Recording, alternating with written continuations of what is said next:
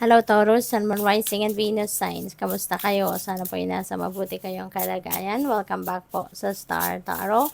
Kung bago kayo dito, welcome din kayo. Thank you sa inyong support. I truly appreciate it. God bless you all. Taurus, the sacred flow of yes. Ayan. So, siguro, go signal na ito para sa'yo. Baka meron kayong pinagdadasal, maaring meron kayong hinihingi sa universe, and this is the answer for you, no? It is a yes. Okay? Taurus, it is a yes. So, baka go signal na to sa'yo. Kung baka green light, go for it. Okay, go for it. Yung ganun.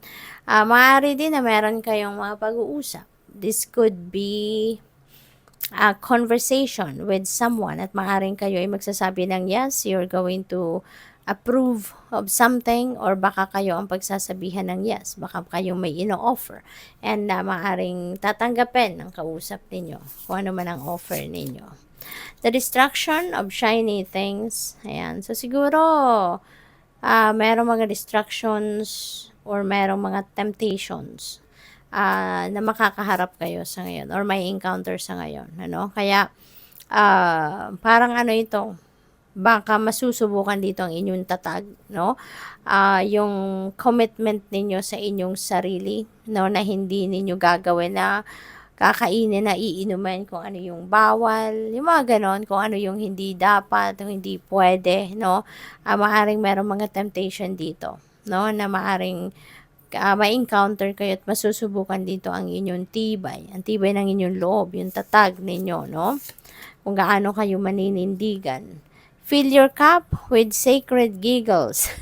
Napaka-cute naman ito, Taurus. Siguro, Taurus, masyado kayong seryoso. No? Masyado kayong seryoso.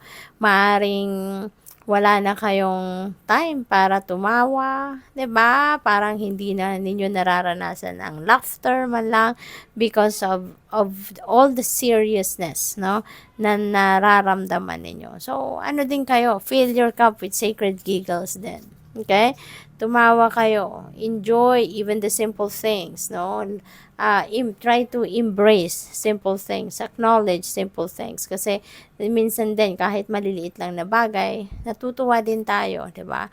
So, ibigay nyo na yan sa sarili ninyo. Experience ninyo yon. Okay? Don't overlook those things na kahit papano magkaroon kayo ng konting saya, no? Konting humor, yung ganon. I-enjoy naman ninyo even the simple things. Follow through. Ayan. So, siguro meron kayong mga unfinished business dito, Taurus. Baka meron kayong mga ginawa in the past, mga projects or kung ano man task at hindi ninyo natapos, no? You were distracted, no? Yung attention ninyo were directed to other things, kaya maaring hindi ninyo natapos kung ano man yun. So, ngayon, maaring meron kayong pagkakataon na ipagpatuloy, no? Maaring sa ngayon, meron na kayong pagkakataon na gawin uli kung ano man ang mga bagay na to, no? So, maaring ito yung time or opportunity na meron kayo ngayon para ipagpatuloy kung ano man itong nabitin or kung ano man itong whatever it is that you were left hanging, no? Get back to elemental.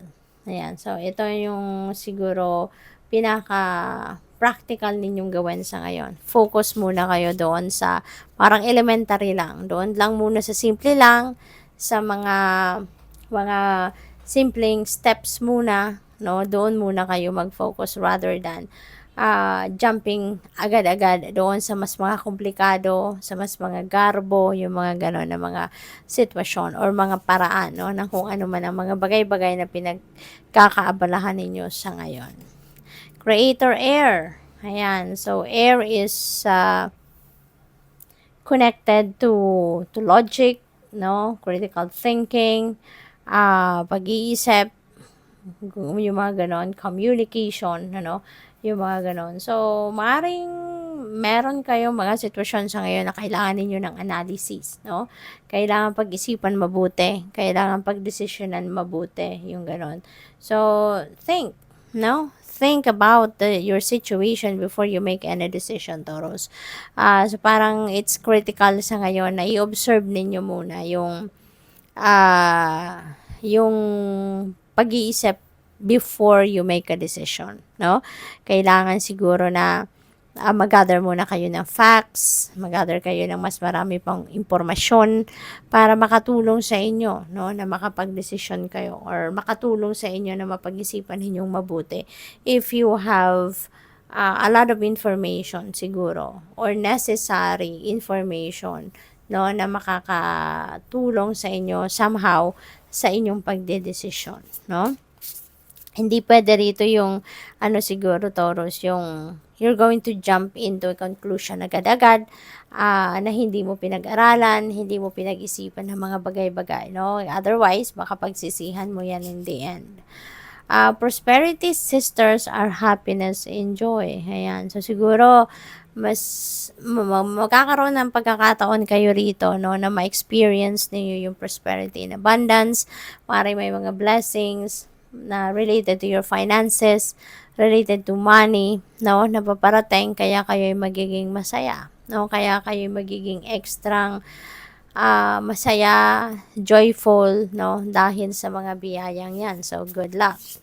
The now, Taurus, no, focus on the now. Focus on what is happening right now. Kasi, Taurus, maaring sa ngayon, kayo, baka focus ang iba sa inyo sa nakaraan, sa tapos na, whatever is done, no? Maring nandoon yung focus ninyo rather than mag-focus sa kung ano ang nangyayari sa ngayon. Rather than focusing on what is happening in the present, diba?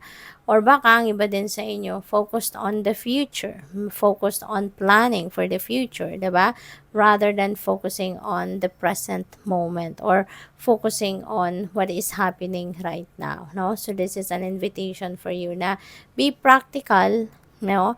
At learn to accept na the most powerful period sa buhay natin is yung ngayon, diba? Kasi ngayon, marami tayong magagawa. We can do something about our situation sa ngayon. But kung ang nakaraan na, wala na tayong power over that, mas lalo naman impractical if we're going to focus on making plans for the future kasi we don't even know exactly, diba, kung ano ang parating. So, good luck. Thank you for watching. Love and light. Namaste.